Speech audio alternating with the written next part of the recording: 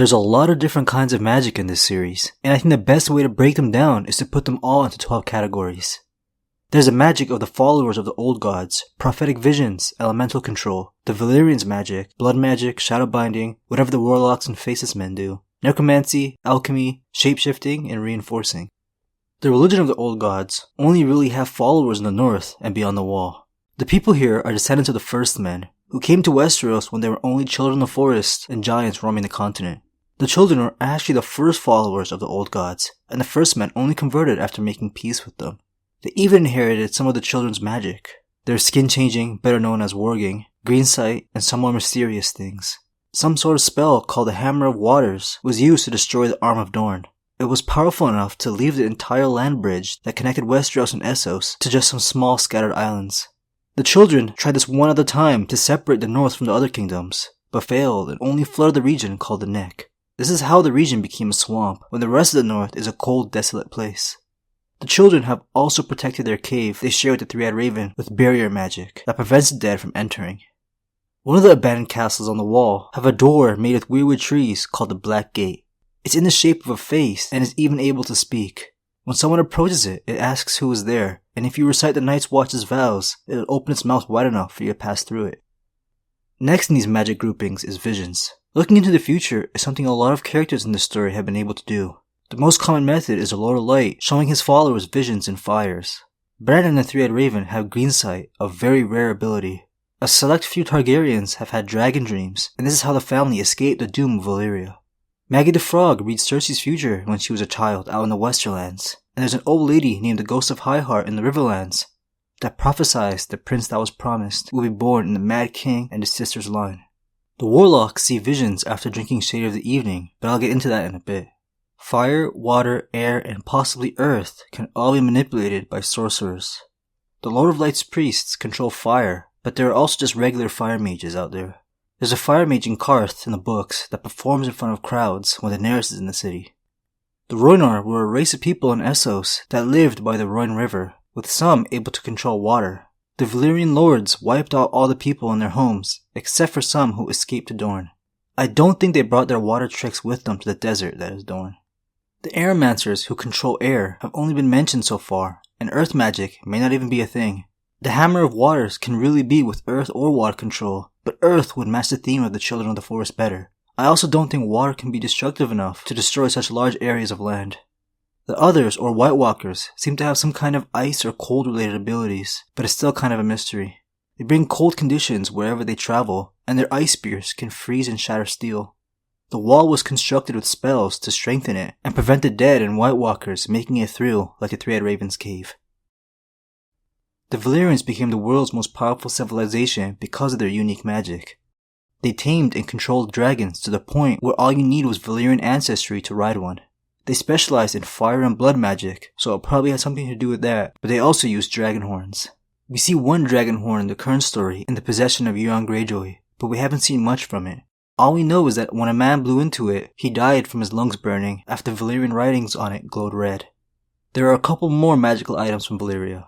They were the only ones able to forge Valyrian steel, the lightest, strongest, and sharpest metal. There's also glass candles, made from obsidian or dragon glass. Sorcerers can use them to see and communicate across the world. It can also give people visions, and it's how Quaithe in the book stays in talks with Daenerys and provides her with prophecies. Blood magic is seen a few times in the story. A sacrifice or blood offering is taken by a sorcerer to accomplish what would usually be impossible. The Maggie traveling with Daenerys and the Dothraki use her magic to save Khal Drogo. Do it. Save him. There is a price. You have gold, whatever you want. It's not a matter of gold. This is blood magic. Only death pays for life. My death. No, not your death, Khaleesi. Only she misled them and sacrificed Dany's unborn child when she thought only his horse would be enough. Not only that, but Khal Drogo was only a shell of a man that he used to be. Melisandre makes human sacrifices to help her odds in making Stannis king. She believes King's blood is more powerful, and it's why she leeches Gendry's blood in the show and Edric's in the books. They can also taste blood to see into the future. The Valyrians were cruel slave masters, and one thing they would do with blood magic is mate animals with women to create half-breeds. Shadowbinding is a dark form of magic that we've only seen Melisandre perform, but the people of Asshai are known to practice it at night. They can control shadows, and Melisandre births shadow assassins to kill whoever she targets. This took a huge toll on Stannis, and he has aged drastically after their creation. She also conceals people's real identities using glamoring. Light and shadows are manipulated enough to create illusions, but a ruby and suggestion is also involved in the spells. The Warlock's powers are a little more complicated than the rest. The drink that turns their lips blue, called Shade of the Evening, gives them prophetic visions. The leader of the Warlocks are called the Undying Ones, and their entire bodies have turned blue. They seem to be immortal, but can't really do much and seem almost dead. Their headquarters is the House of the Undying in Qarth, and trying to understand this place can be a trip. The building isn't very large on the outside, but when Daenerys enters, it's massive with countless doors and passages. Warlocks have made rats eat their own tails and made a woman who insulted them go mad. The faceless men's disguises during assassinations are also magic. They collect dead people's faces in order to wear them one day and assume their identity. They do this by consuming a potion, cutting their own real face, and then applying a dead person's face onto their own. They become identical to who they're trying to impersonate, even capable of copying their voice and knowing some of their memories. Necromancy is performed by a lot of different kinds of sorcerers, most commonly by the White Walkers, of course, and those zombies are called whites. They're basically mindless slaves, but the Three-Eyed Raven and the children have been able to reverse this. In the books, we have Cold Hands and Benjen Stark in the show, who both retain their memories and free will.